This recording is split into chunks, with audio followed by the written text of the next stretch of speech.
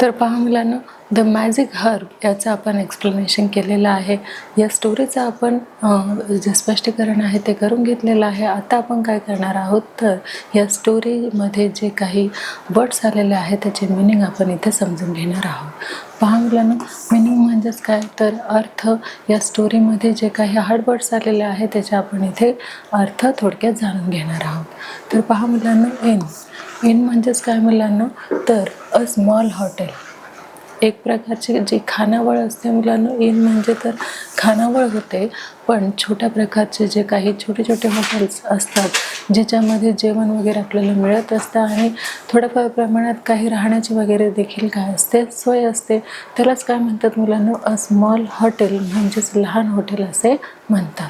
पुढे पाहूया मुलांनो, बेगरली. पहा मुलांनो, नेक्स्ट वर्ड जो आहे तो आपला काय आहे, तर बेगरली. काय आहे बघा, BEGGARLY.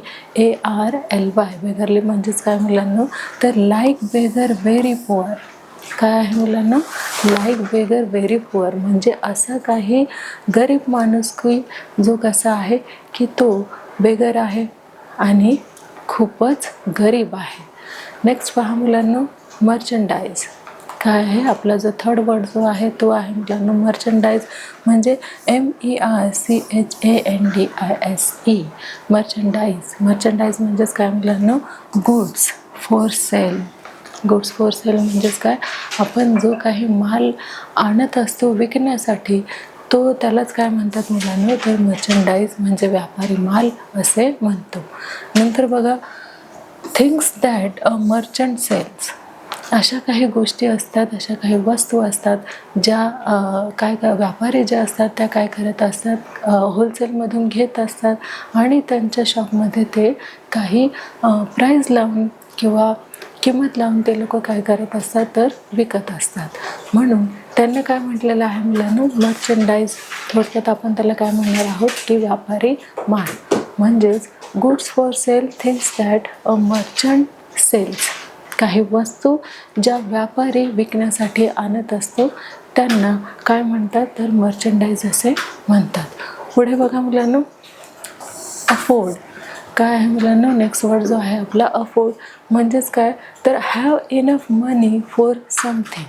काय झालेलं आहे, have enough money for something म्हणजेच थोड्याफार प्रमाणात जरी त्या मर्चंडाईजने काय करायला पाहिजे होतं, आपल्याला पैसे द्यायला पाहिजे होते. जसं की तो खूप लेट नाईट कुठे आलेला, तर त्या खानावळीमध्ये आलेला होता आणि मग तो इनकीपर जो आहे तो त्याच्या बायकोला काय सांगत आहे की हा एवढा पुअर आहे की तो आपल्याला कसले पैसे देणार आहेत. म्हणून मग त्यांनी काय ठरवलं होतं की मॅजिक हर्ब चविष्ट जेवणामध्ये मिक्स करण्याचं ठरवलं, जेणेकरून तो जो मर्चंट आहे, पुअर मर्चंट आहे, तो काय करणार आहे, तर त्याच्याकडे ज्या काही वस्तू आहेत तो त्या इथेच विसरून जाणार आहे. पहा मुलांना, आपला जो पुढचा वर्ड्स आहे तो काय आहे, रेप्युटेशन. काय आहे मुलांना, रेप्युटेशन म्हणजेच काय मुलांना, तर people's opinion, what they think someone or something is like. Reputation म्हणजेच आपण कमवलेली जी प्रतिष्ठा आहे तिलाच आपण काय म्हणतो मुलांनो, तर तिलाच आपण रेप्युटेशन असे म्हणतो. पहा मुलांनो, रेप्युटेशन म्हणजेच काय, तर रेप्युटेशन म्हणजेच प्रतिष्ठा जी काही आपण कमवलेली असते, जो काही आपण व्यापार उभा करतो, बिझनेस उभा करतो आणि तो जो बिझनेस आहे तो आपण काही विश्वासावरती, काही भांडवलावरती सुद्धा काय करत असतो, तर उभा करत असतो. आपल्याला माहिती आहे जर काही ठिकाणी जर विश्वासघात होत असेल तर काय होतं मुलांनो, तर तो बिझनेस उभारण्यामध्ये आपल्याला त्रास होऊ शकतो. म्हणजेच आपल्याला काय करायचं आहे, तर यामध्ये विश्वासार्हता सुद्धा दाखवली पाहिजे. जसं की रेप्युटेशन म्हणजेच काय, तर प्रतिष्ठा. त्या व्यक्तीची प्रतिष्ठा पणाला लागलेली असते. जर एखाद्या हॉटेलमध्ये, मग ते स्मॉल असो किंवा बिग असो, कुठल्याही हॉटेलमध्ये जर जेवण चांगलं असेल तर जे कस्टमर्स आहेत तेच काय करतात, तर पुढे देखील ॲड करायला ते सुरुवात करतात. जसे की सांगतात की पुढे ह्या हॉटेलमध्ये काय मिळत असतं, तर जेवण खूप सुंदर मिळत असतं, खूप छान सर्व केलं जातं, इथला जो स्टाफ आहे तो खूप छान आहे. अशीच ॲड एका कस्टमर थ्रू दुसऱ्या कस्टमरकडे, दुसऱ्या कस्टमर थ्रू तिसऱ्या कस्टमरकडे, अशी ॲड ही जी आहे ग्राहकाकडे होत जात राहते आणि म्हणूनच आपली काय होते तर एक प्रतिष्ठा तयार होते आणि ती कोणीही पणाला लावत नाही. तसंच इथे आपण बघितलेलं आहे द मॅजिक हरमध्ये इथे सुद्धा जो इनकीपर आहे तो त्याच्या बायकोला काय सांगत आहे की इथे आपली रेप्युटेशन आपल्याला खराब करायची नाही आहे. आपल्याला काय करायचं आहे की जो काही आपल्याकडे पुअर मर्चंट आलेला आहे त्याला आपण मील म्हणजे जेवण हे द्यायचंच आहे, तेही टेस्टी जेवण त्याला द्यायचंच आहे. जर तो त्या बदल्यात आपल्याला पैसे नाही देऊ शकला तर मी काय करणार आहे तर काही मॅजिक हर्ब माझ्याकडे आहे, औषधी वनस्पती माझ्याकडे आहे, मी त्या काय करणार आहेत तर जेवणामध्ये मिक्स करून त्या व्यापाऱ्याला खायला देणार आहे. जेणेकरून काय होईल की तो व्यापारी जो आहे त्याचा जो व्यापारी माल आहे तो इथेच विसरून जाईल आणि आपल्याला जरी पैसे नाही मिळाले तरी काय मिळेल तर आपल्याला त्या व्यापारी थिंग्स मिळतील, वस्तू मिळतील. या हेतूने त्याने काय केलेलं की खूप सुंदर छान अशा जेवणामध्ये जे मॅजिक हर्ब आहे ते मिक्स केलं होतं, ॲड केलं होतं. नेक्स्ट वर्ड जो आहे मुलांना आपला तो काय आहे तर तो आहे सस्पेक्ट आणि त्याचं मिनिंग काय आहे मुलांना doubt something, think that something is wrong. बघा काय आहे सस्पेक्ट. डाऊट म्हणजेच काय की आपल्याला एखाद्या गोष्टीबद्दल निश्चितता नसणे किंवा अविश्वसनीय आपल्याला ती गोष्ट वाटणे म्हणजेच त्याला आपण doubt something, think that something is wrong. आपल्याला असं वाटतं की एखादी गोष्ट जेव्हा आपण चुकीची करायला जातो तेव्हा आपलं मनच आपल्याला काय सांगत असतं की नाही ही जी गोष्ट आहे ती रॉंग आहे की राईट आहे, आपण ही केल्याने परिणाम हा चांगला होणार आहे की वाईट होणार आहे हे आपल्या मनाला कुठेतरी आतून आपल्याला आपला जो आवाज आहे तो आपल्याला सांगत असतो की नाही हे जर तू करत आहे हे कसं आहे चुकीचं आहे, हे तू करत आहे हे कसं आहे चांगलं आहे. हे आतून आपल्याला याची काय होत असते कुठलंही काम जेव्हा आपण हाती घेतो करायला आणि त्यामध्ये जर कुठेतरी आपलं मन म्हणत असेल नाही हे आपण करायला नको आहे, हे कसं आहे तर हे चुकीचं आहे, तर तिथेच आपण थांबायला पाहिजे. तर पहा मुलांनो आपला 3.2 द मॅजिक हर्ब हा जो आपला लेसन आहे तो आपण एक्सप्लेन करून झालेला आहे. तसेच त्यामध्ये जे काही हार्ड वर्ड आलेले आहे त्याचं मिनिंगसुद्धा आपण इथे जाणून घेतलेला आहे. पुढे बघूया. तर पहा मुलांनो समरी म्हणजेच काय तर समरी म्हणजेच सारांश आणि इथे आलेला आहे the greedy innkeeper tried to play a trick on the poor merchant. बघा त्यांनी काय केलेलं तर एका पुअर मर्चंटसोबत एका गरीब व्यापाऱ्यासोबत काय केलेलं तर ह्या लोभी इनकीपरने खानावरचा जो मालक आहे त्याने एक छोटासा खेळ खेळून त्याने बघितला. नंतर बघा however like a bumrage he himself got a trick. He wanted the poor merchant to forget his belongings at the inn. Instead he forgot to pay the bills to the innkeeper. पहा मुलांना जो innkeeper आहे त्याने काय ठरवलं होतं की बघताच क्षणी त्याने असं गृहीत धरलं होतं की हा जो मर्चंट आहे तो कसा आहे तर पुअर आहे. तो एवढा त्रासलेला होता, एवढा थकलेला होता आणि त्याला भूक देखील खूप लागलेली होती. तर हा काय करणार आहे हा मर्चंट आपलं बिल काही देणार नाही आहे. म्हणून त्याने एक युक्ती लढवली, एक आयडिया त्याच्याकडे होती की हा जरी आपलं बिल देऊ शकला नाही तरी तो काय करेल तर त्याच्याकडे असलेल्या ज्या काही वस्तू आहेत त्या तो इथे विसरून जाईल आणि त्यासाठी त्याने काय युक्ती केली की जे काही मॅजिक हर्ब आहे औषधी वनस्पती आहे ती त्याच्या जेवणामध्ये मिसळली. नेक्स्ट पहा मुलांनो काय आहे after reading this Japanese folk tale we learned the lesson never try to play a trick on anyone, it surely comes to back to you. बघा मुलांनो आपण असले खेळ कुणाही सोबत खेळायला नाही पाहिजे.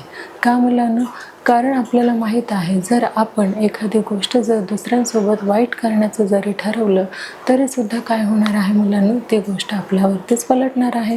म्हणून आपल्याला काय करायचं आहे की दुसऱ्या कुठल्याही व्यक्तीला फसवण्याचा प्रयत्न नाही करायचा आहे जेणेकरून त्या माणसाऐवजी असं समजायचं की आपली देखील काय होऊ शकते फसगत होऊ शकते, फसवणूक होऊ शकते. म्हणूनच कुणी गरीब असला तरी तिथे आपल्याला काय व्हायचं आहे, तर तिथे आपल्याला दयाळू व्हायचं आहे आणि आपला धर्म आपल्याला पूर्ण करायचं आहे, कंप्लीट करायचं आहे. समोरचा कसाही असो, पण आपण आपले तत्त्व सोडायला नाही पाहिजे. आणि आपलं मन, आपली आत्मा जसं आपल्याला सांगते की नाही हे कसं आहे, तर हे चुकीचं आहे, हे वाईट आहे, हे आतून आपल्याला आवाज येत असतात आणि ते आपण काय करायचे असतात, तर ऐकायचे असतात. आणि त्यानुसारच आपण चांगल्यासोबत चांगलंच वागायला पाहिजे. आणि आपला जो स्वभाव आहे तो कोणाहीसाठी आपण चेंज करायला नाही पाहिजे. पुढे बघूया. तर पहा मुलांना, आपण बघत होतो आपली एक सुंदर अशी स्टोरी आणि तिचं नाव आहे द मॅजिक हर्ब. आणि या मॅजिक हर्बमध्ये आपण ही स्टोरी जी आहे ती लर्न केलेली आहे. आता आपण काय घेणार आहोत, तर ॲक्टिव्हिटीज घेऊन ही स्टोरी अधिक चांगल्या पद्धतीने आपण समजून घेण्याचा प्रयत्न करणार आहोत. चला तर मग मुलांना आपण घेऊया काही ॲक्टिव्हिटी. तर पहा मुलांना, आपला जो फर्स्ट क्वेश्चन आहे तो काय आहे, the poor merchant wanted to spend the night at the inn. आता हे ट्रू असणार आहे की फॉल्स असणार आहे, सांगा पहा मुलांना. तर हे ट्रू असणार आहे, म्हणून ट्रूवरती आपण क्लिक केलेलं आहे आणि आपलं जे आन्सर आहे ते अगदी राईट आलेलं आहे. पुढचा आपण प्रश्न घेऊया. तर पहा मुलांना, आपला जो पुढचा प्रश्न आहे तो काय आहे, the greedy couple added the magic herb to the merchant's food.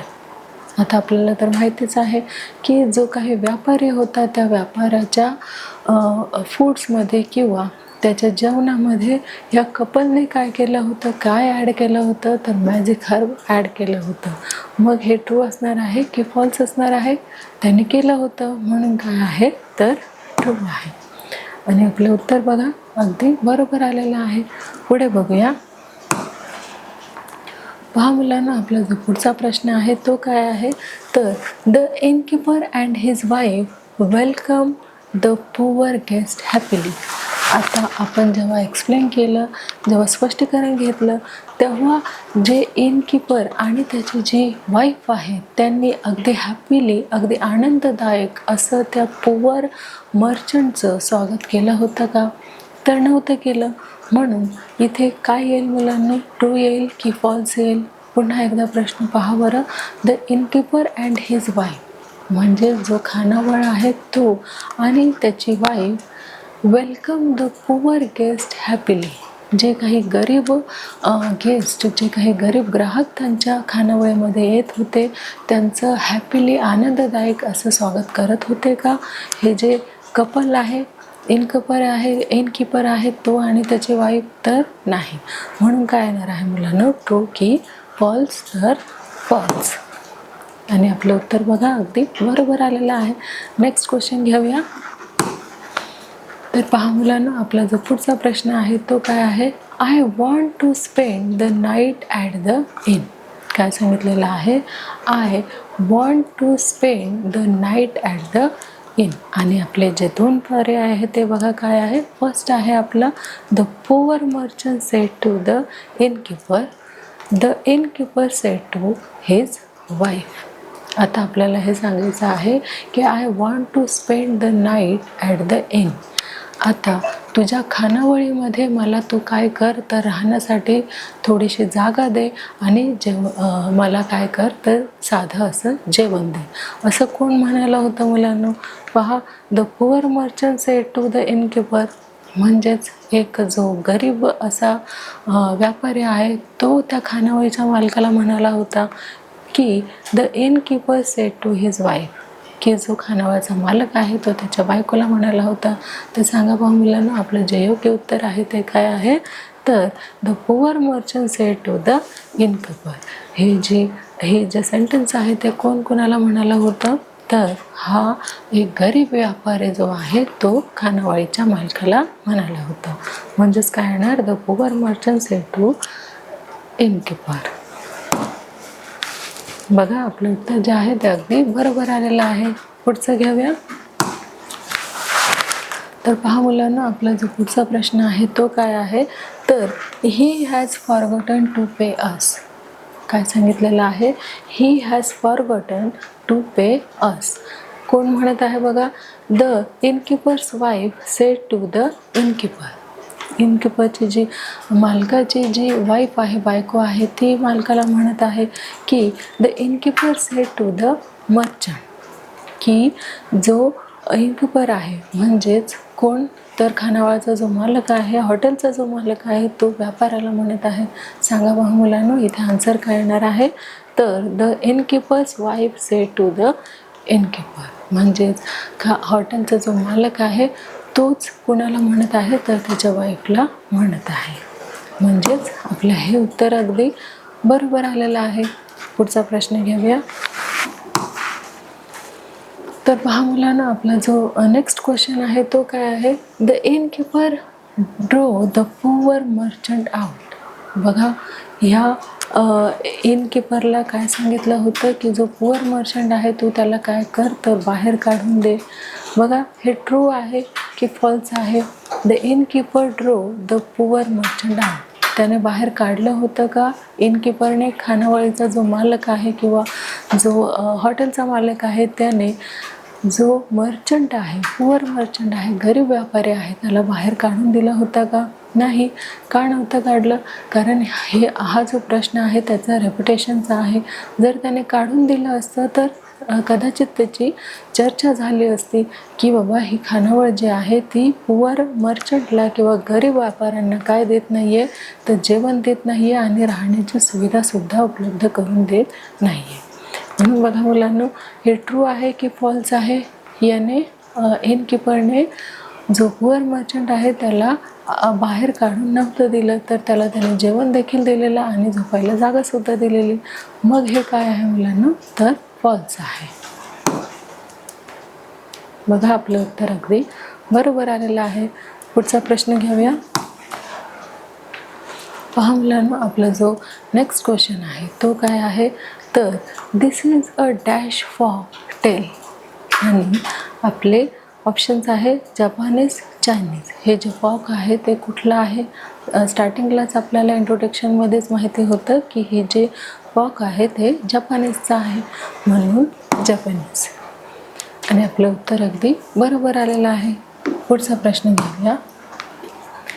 पहा मुलांना, आपला जो 8th प्रश्न आहे तो काय आहे, the greedy couple wanted the poor merchant to forget his bag of clothes merchandise.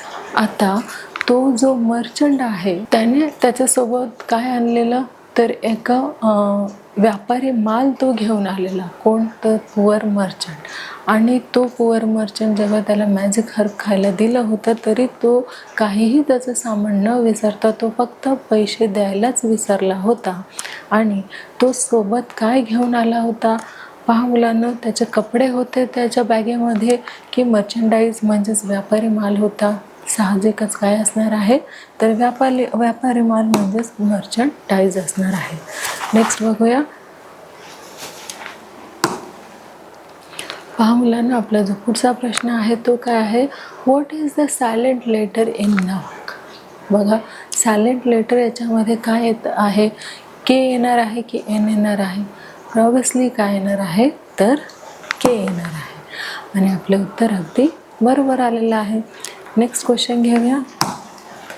पहा मुलांना, आपला जो शेवटचा प्रश्न आहे तो काय आहे, what is the silent letter in listen. आता लिसनमध्ये कुठला सायलेंट लेटर आहे? पहा, एस असणार आहे की टी असणार आहे? काय असणार आहे? टी असणार आहे. आणि आपलं उत्तर कसं आहे, तर अगदी बरोबर आलेलं आहे. तर पहा मुलांनो, आपण इथे काय शिकलेलो आहोत, तर 3.2 द मॅजिक हर्ब या स्टोरीमध्ये आपण काय शिकलेलो आहोत, तर ही स्टोरी आपण लर्न केलेली आहे, तिच्या ॲक्टिव्हिटीज आपण घेतलेली आहे. तसेच ॲक्टिव्हिटीच्या माध्यमातून देखील आपण द मॅजिक हर्ब ही जी स्टोरी आहे ती अधिक जास्त चांगल्या पद्धतीने समजून घेतलेली आहे.